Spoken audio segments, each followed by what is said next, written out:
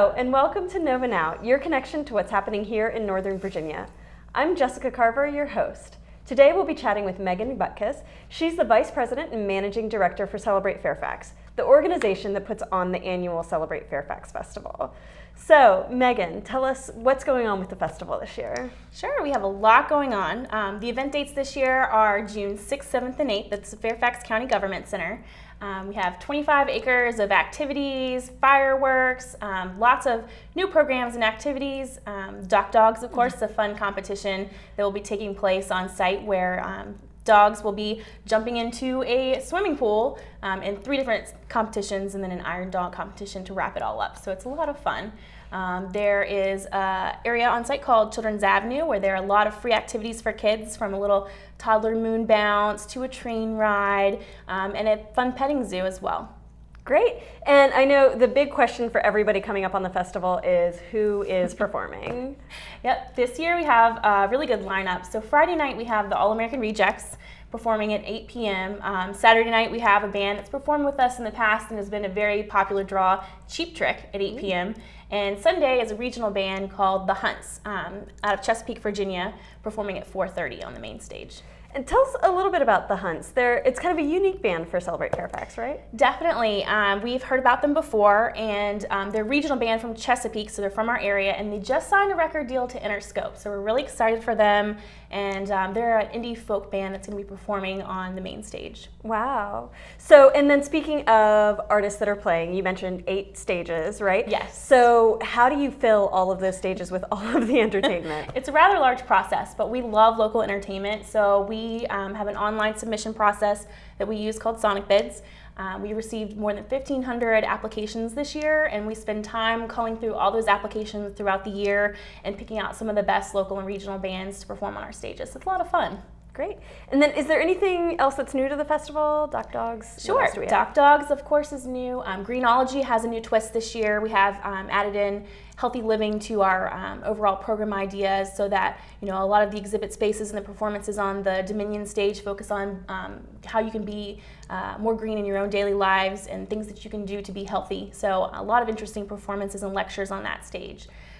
We are doing a lot of other different things on the event site as well. Children's Avenue has a lot of new entertaining activities going on, and of course our arts market with more than 30 arts and crafts vendors, so there's a little something for everyone. Right, and something that I know is a lot of people's favorite, added a couple years ago, the silent disco. Yes. How did that come about, and how's that going? Yeah, it's a great program. It's part of our nightlife at Celebrate Fairfax. So we have Celebrate Fairfax After Dark, which includes the silent disco, our karaoke competition, a few other areas as well.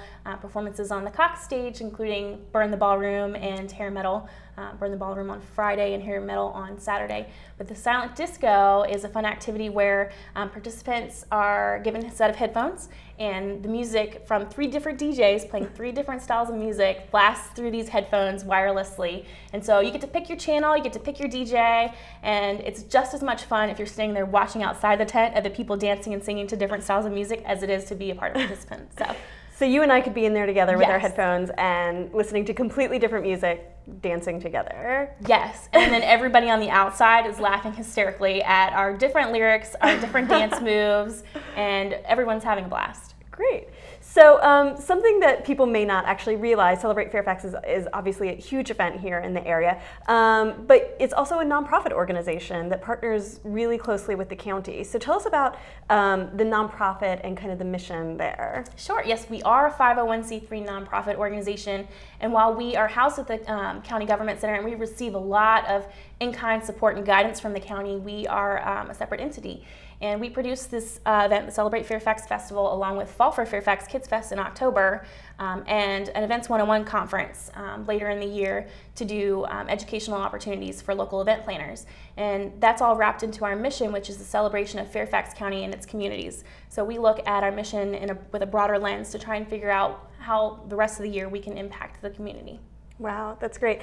And so can people volunteer for Celebrate Fairfax for the festival or for the nonprofit? How does that work? Certainly. We always are looking for volunteers. Right now, if you visited our website, celebratefairfax.com, and went under the Get Involved link, there's information on how you can become and volunteer at this year's festival. So we're definitely looking for volunteer opportunities as well. Sure. What types of things do people do when they volunteer? Yeah, for we have Fairfax? a lot of different. We have something for everyone. So you could, volunteer in the kids crafts area, helping the kids make crafts with their parents. You could volunteer at the silent disco, assisting with the cleaning of the headphones. Or, there are a lot of different tasks, and they're all listed on our website. But there's a lot of things that people can do, and families can volunteer together. You do have to be 14 years of age or older. Okay. So then when we're looking at, that specifically, is there a time commitment?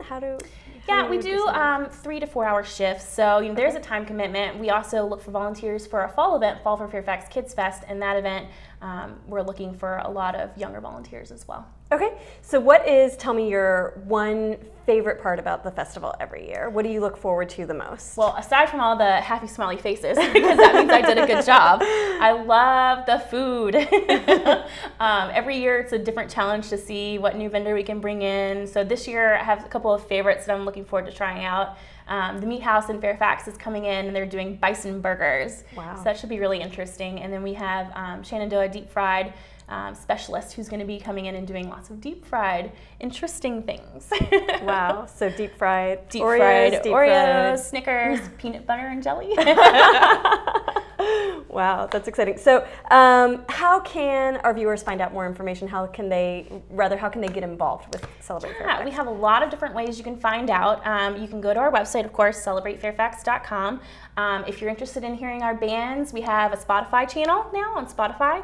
And of course, we have Facebook and Twitter as well. Awesome. Well, Megan, thank you so much for joining us here today. And for all the information about Celebrate Fairfax, as Megan said, just visit their website at celebratefairfax.com. Kick off your summer with a blast. Thank you for joining us on Nova Now. I'm Jessica Carver.